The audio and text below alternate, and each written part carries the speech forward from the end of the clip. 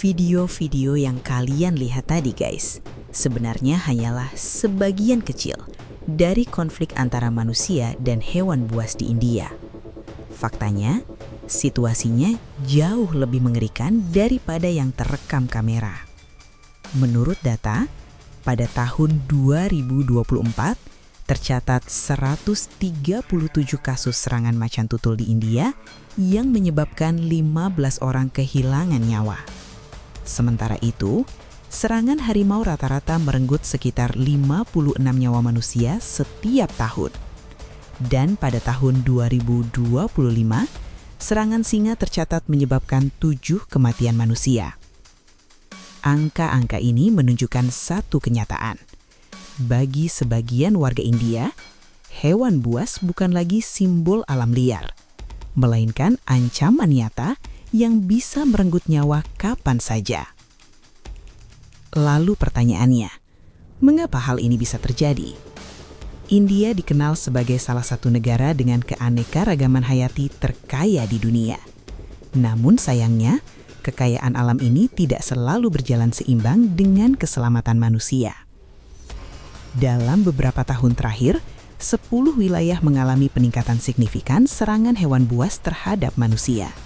Di antaranya, Kerala, Odisha, Uttar Pradesh, Maharashtra, Tamil Nadu, Chhattisgarh, Madhya Pradesh, Karnataka, Gujarat, dan Uttarakhand. Di wilayah-wilayah ini, sesuatu yang dulu terasa mustahil, kini menjadi kenyataan sehari-hari. Hewan buas berkeliaran di sekitar rumah warga, singa berburu di malam hari, macan tutul menyergap hewan peliharaan, dan harimau meneror desa-desa di sekitar kawasan hutan. Bagi Dinas Lingkungan Hidup setempat, kondisi ini justru dianggap sebagai tanda keberhasilan konservasi. Populasi singa, macan tutul, dan harimau terus meningkat dari tahun ke tahun.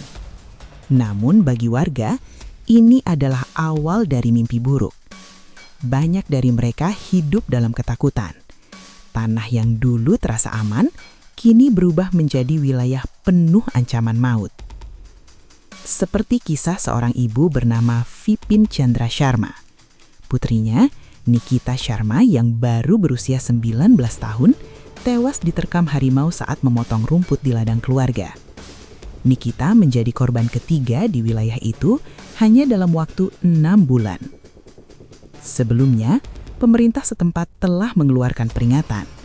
Warga diminta tidak keluar rumah dari pukul 4 sore hingga 9 pagi, waktu di mana predator aktif berburu. Namun ada satu hal yang membuat warga semakin terjepit. Jika serangan terjadi di luar jam tersebut, tanggung jawab dianggap sebagai kelalaian pribadi warga.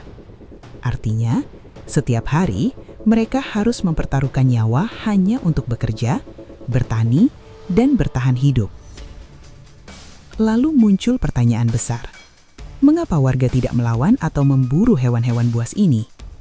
Jawabannya bukan karena mereka pasrah, melainkan karena hukum dan budaya yang sangat kuat. India memiliki Undang-Undang Perlindungan Satwa Liar tahun 1972 yang memberikan perlindungan tertinggi bagi satwa tertentu. Singa Asia, macan tutul India, dan harimau India termasuk di dalamnya. Hewan-hewan ini tidak boleh diburu, kecuali dalam kondisi darurat yang sangat spesifik dan melalui persetujuan pemerintah yang ketat. Siapapun yang melanggar aturan ini dapat dikenai denda besar dan hukuman penjara. Selain hukum, faktor kepercayaan juga berperan sangat kuat. Di beberapa wilayah India, harimau dan singa dianggap makhluk suci. Harimau dikaitkan dengan dewa, sementara singa menjadi simbol kekuatan ilahi yang berhubungan dengan Dewi Durga dan Dewa Wisnu. Macan tutul pun dipercaya sebagai dewa kuno bernama Wakoba. Karena hukum dan kepercayaan inilah, warga di sekitar kawasan konservasi harus hidup berdampingan dengan predator-predator mematikan. Pemerintah India memang menyediakan kompensasi bagi korban serangan hewan buas, dengan tujuan membantu keluarga korban dan mengurangi konflik antara manusia dan satwa liar. Untuk kasus kematian manusia, kompensasi ditingkatkan dari 5 lakh rupiah menjadi 10 lakh rupiah, atau sekitar 190 juta rupiah. Pemerintah daerah pun dapat menambah hingga 24 lakh rupiah, sekitar 450 juta rupiah. Namun dalam praktiknya, proses kompensasi ini sering tidak konsisten. Menurut laporan Christian Science Monitor, setelah serangan macan tutul atau harimau, Departemen Kehutanan biasanya hanya membayar sekitar 4 lakh rupiah. Dalam kasus seorang anak bernama Angkit, jumlah tersebut tidak cukup menutupi biaya perawatan medis. Banyak warga lain mengalami kesulitan serupa. Kompensasi sering terlambat, nilainya tidak sesuai, dan tidak mampu menggantikan kehilangan maupun trauma yang ditinggalkan. Lalu, apa sebenarnya penyebab meningkatnya serangan ini? Pertama, populasi predator meningkat sementara wilayah konservasi tidak bertambah. Kedua, urbanisasi dan penggundulan hutan memaksa hewan liar masuk ke pemukiman manusia untuk mencari makan. Dan ketiga, hukum dan kepercayaan budaya membuat warga tidak memiliki banyak pilihan selain tetap tinggal di tanah kelahiran mereka, meski hidup dalam bayang-bayang predator setiap hari. Dengan kondisi semencekam ini, pertanyaan sekarang untuk kalian.